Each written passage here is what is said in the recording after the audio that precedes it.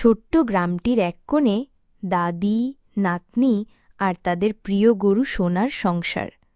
সোনা শুধু গরু নয়, যেন নাতনি আইলার প্রাণীর বন্ধু। সকালে ঘুম থেকে উঠে সে সোনার গলায় মালা দেয়, দুপুরে পাশে বসে গল্প করে, আর বিকেলে সোনা আর আইরা দৌড় প্রতিযোগিতায় নামে। সেই তো তার দিনকাল।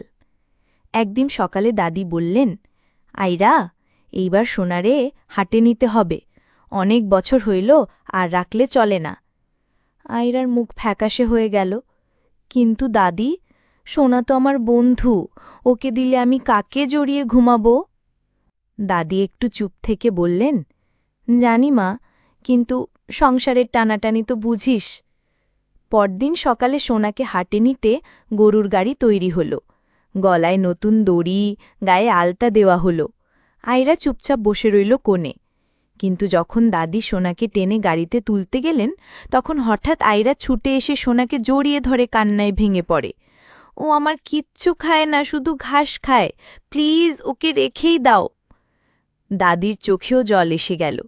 একসময় বললেন, আচ্ছা, আর কোত্থাও নিব না ওকে, তোর জন্য থাক, আমাদের ঘরের একজন হিসাবেই।